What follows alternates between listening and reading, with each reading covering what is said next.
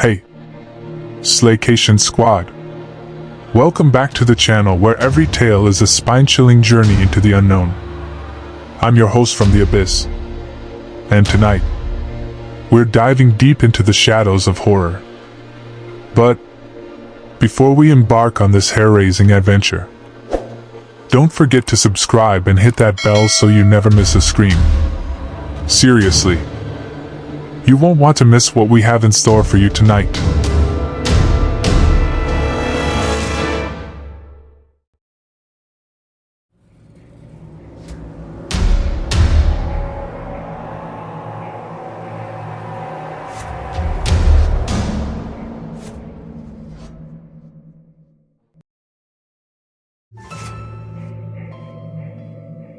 The air crackled with a palpable tension as Father Andrew and Father Dario stood face to face in the dimly lit chapel.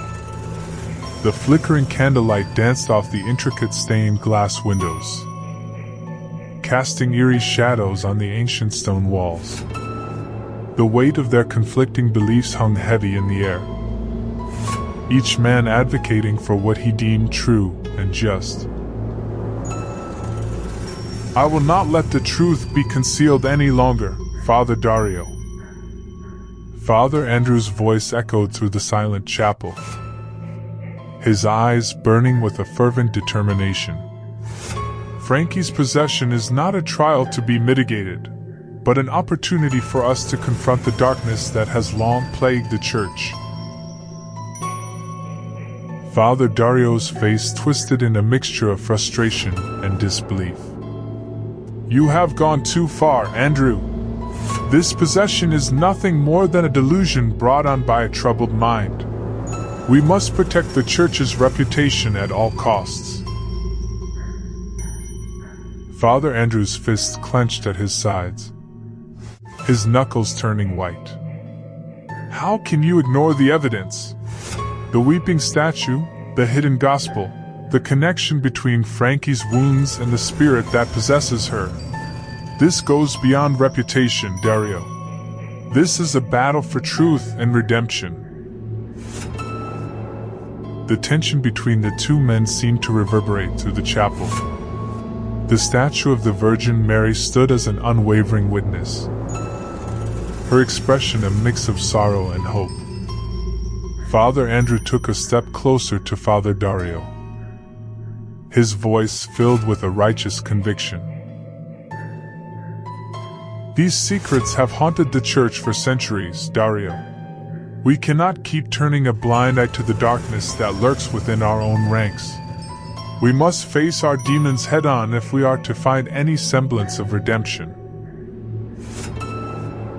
Father Dario's eyes darted around the chapel, his gaze avoiding Father Andrew's piercing stare.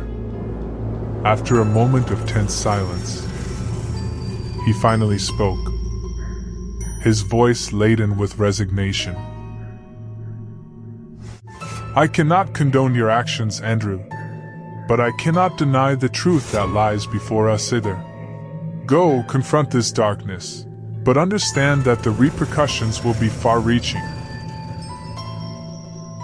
A moment of silence filled the chapel as Father Andrew and Father Dario locked eyes, both understanding the gravity of their choices.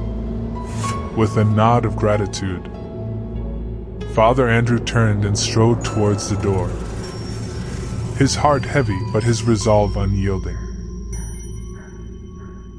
Outside, the storm raged on, mirroring the turmoil within Frankie's soul.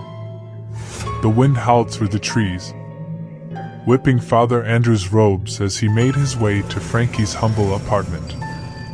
The facade of normalcy belied the supernatural battle that was about to unfold. As Father Andrew entered the apartment, the atmosphere changed, electric with an otherworldly presence. The room felt charged with an energy that crackled along the surface of his skin. Frankie stood in the center of the room, her eyes vacant, the vessel for the spirit of Father Alameida. "Andrew," Frankie's voice, laced with an ancient wisdom, echoed through the space. You have come to challenge me? To challenge the forbidden knowledge I possess? Father Andrew's heart pounded in his chest. A mixture of fear and determination coursing through his veins.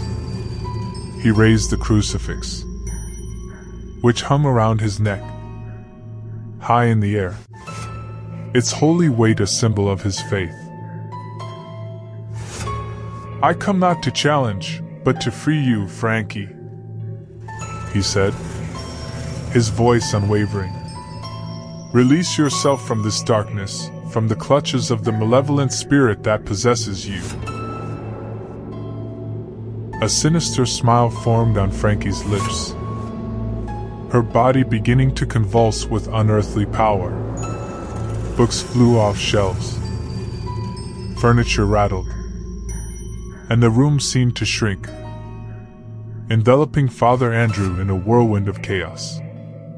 But he stood his ground, his faith acting as an impenetrable shield against the fury of the possessed. With a voice that seemed to echo from the depths of the abyss, Frankie snarled, You think your faith can triumph over me? You are but a mortal man, while I possess the knowledge of the forbidden. Father Andrew's voice flowed with confidence, intermingled with the desperation of a man fighting for something greater than himself. It is not my mortal self that will overpower you, but the unwavering faith that burns within me. I am but a vessel for a higher power, and it is that power that will vanquish you. As Father Andrew uttered these words, a blinding light filled the room, momentarily dispelling the darkness that had enveloped Frankie. The malevolent spirit shrieked in agony, its power waning against the pure, uncompromising faith. In that moment, the battle of wills reached its climax. The room trembled, and the air pulsed with an energy that seemed to warp reality itself. Father Andrew, consumed by the light of divine intervention, channeled his faith into a final plea. Release Frankie from your grip.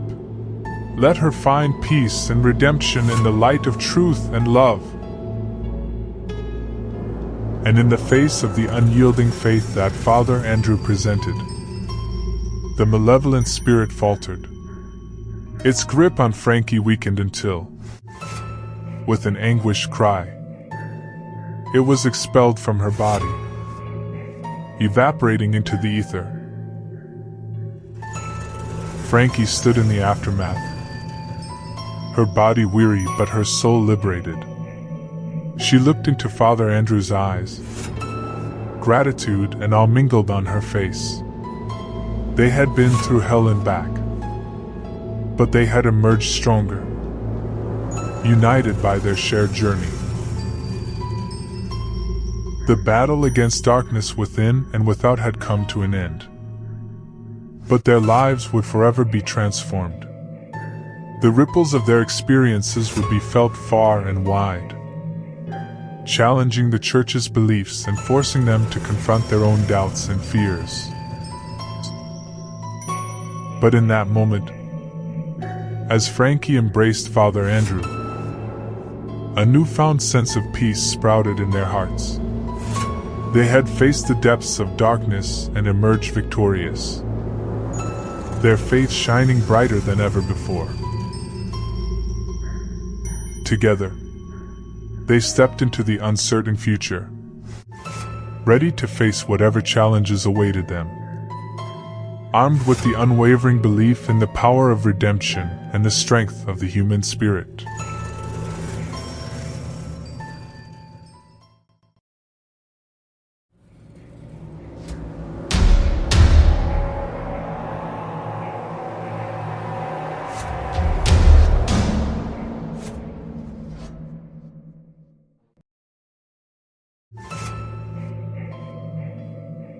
The dust settles, and the aftermath of the supernatural battle leaves the characters reeling. Their lives irreversibly changed. The truth, once concealed, stands exposed, like a gaping wound in the fabric of the church. The echoes of disbelief reverberate through the hallowed halls, causing a collective crisis of faith, as the foundations of belief are shaken to their core. Frankie, exhausted and battered, finds herself at the center of this chaos. The possession that once haunted her now lays dormant, silenced by the powerful exorcism performed by Father Andrew. The wounds that once marred her body have miraculously healed, leaving behind only faint scars as a reminder of the ordeal she has faced. Father Andrew, too, is transformed by the events that have transpired. His skepticism has been replaced with awe and wonder, as he grapples with the revelation that there are forces beyond our comprehension. He questions the limitations of his own scientific and theological knowledge, realizing that faith and reason can coexist, intertwined and interdependent. But amidst this chaos, Father Dario Houseman remains a staunch defender of the status quo. He seeks to suppress the truth, protect the reputation of the Church, and maintain the illusion of infallibility. The weight of power and tradition weighs heavily on him, blinding him to the potential for growth and transformation that emerges from confronting the darkness head-on. As the truth takes hold, conversations reverberate within the sacred walls of the Vatican. Whispers of forbidden knowledge, ancient gospels, and discarded truths circulate among the clergy.